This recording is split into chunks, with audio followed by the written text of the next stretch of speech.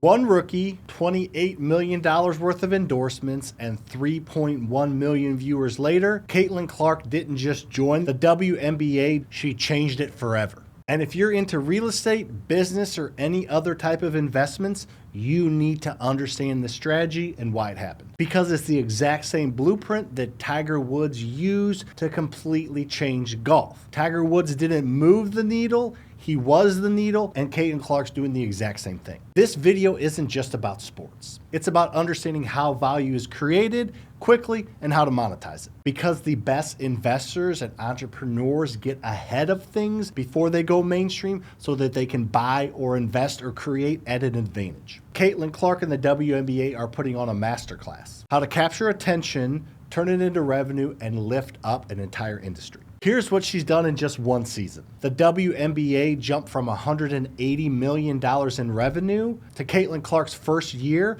of $780 million in revenue, and they're on pace to easily exceed $1 billion in revenue in Caitlin's second year. To put that into perspective, the WNBA has been subsidized by the NBA ever since its inception, meaning the WNBA lost money every single year and the NBA just picked up the difference. They picked up the check, just like the government subsidized houses. The WNBA was subsidized by the NBA. But that's all changing very, very rapidly because of Caitlin Clark. I mean, think about it. The WNBA players had to fly commercial before Caitlin came along, and now they're all flying private. And people are tuning in to watch Caitlin. The first WNBA game of the year, Caitlin's Fever versus the Sky, got a 3.1 million peak viewership, which is the most ever for a single season WNBA game and the most for any game in the past 25 years. And 41 of Caitlin's 44 games are nationally televised, and I think they're going to pick up the other 3. So there's a good chance that all 44 of Caitlin Clark's games are going to be nationally televised this year.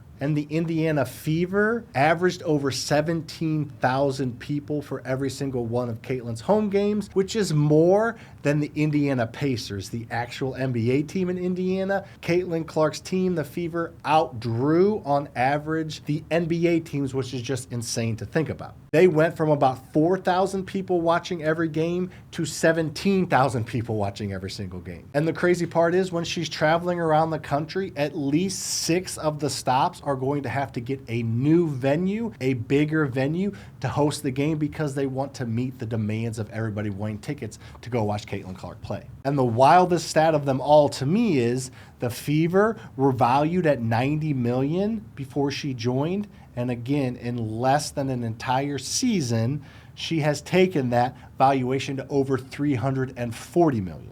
Now, as I mentioned earlier, the WNBA has not historically made any money, so naturally, very few people went to the games or watched the games, so the revenue created from the TV deals and the actual arena deals weren't very much. As a number 1 pick, in her second year, Caitlin Clark is making $76,000 as a salary. Don't worry too much, that's going to go up as more revenue comes in, but on the other hand, she's got a $28 million endorsement deal from Nike alone, and she's also with Gatorade.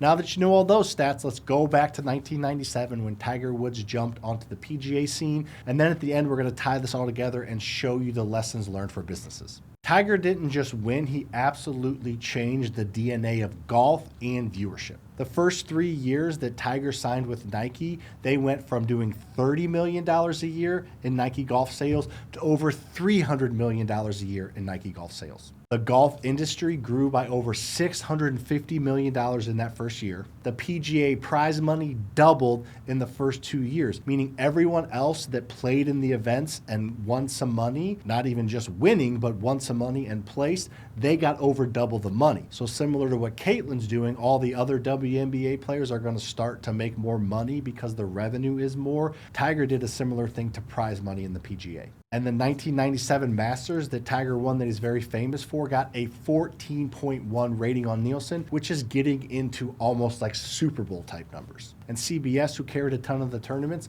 saw a 68% increase in viewership when Tiger played. Here's why this matters to you. Whether you're flipping real estate, getting into rentals, starting a software company, or just generally getting into entrepreneurship, building a brand and building a presence and getting eyeballs will absolutely pour gasoline on the fire of whatever business you're trying to get into. Tiger and Caitlin are more than brands. They became so synonymous with their sports that they were the entire and are the entire ecosystem of those sports. Because it's not just about talent. There are a ton of really, really talented people in every type of sport and every type of business. It's about market fit, media exposure, magnetism, and eyeballs. If you're able to combine those things and put out a good product, you could make a ton of money. Like I have 3.5 million followers on social media. My ads do better because I have that organic following. People see me organically, then they see an ad of mine, and that ad performs better based on the fact that they recognize my face. So growing this viewership, and I'm not trying to compare myself to Caitlin or Tiger, they're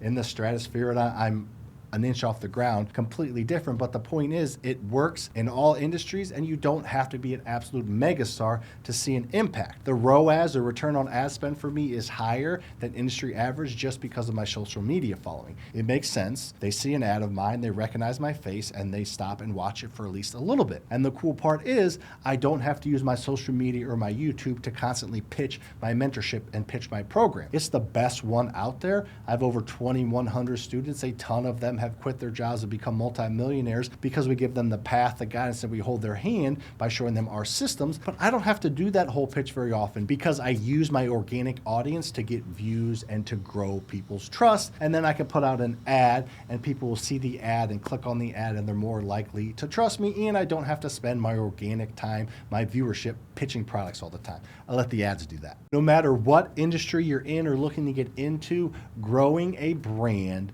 will add value to your bottom line. It will allow you to get free or cheap customers. It will allow you to make more money on your ads, and it will allow you to retain more people by having that organic following. Just having a following and having a brand that people like, know, and trust and want to be near will make you millions of dollars. So if you're thinking about starting a brand or growing a brand, make sure you take into account all of the benefits, although it will take time, to grow that organic brand. You may have some special skills like Caitlin or Tiger did and do to grow and propel that brand, but more than likely you're like me. No super crazy special skills. As you can tell, I'm not a professional news anchor style presenter up here. I'm just talking and relating and doing my best to put out consistent content that some people will eventually resonate with. It's going to be the same for you starting your brand. So put out content. I promise you it's going to be worth growing that brand, whether it means advertising, whether it means going and just doing networking events, or even posting on social media. Tiger's not just a golfer. Caitlin's not just a hooper. They are assets, and assets that they are using to monetize for themselves, but also the PGA and WNBA are using those assets to monetize for them. Every single person associated with golf and every single person associated with the WNBA is making more money because of Caitlin and because of Tiger. Build the brand, attract the eyeballs, and turn those eyeballs into revenue. Big key is doing it the right way and providing value when you do turn it into revenue,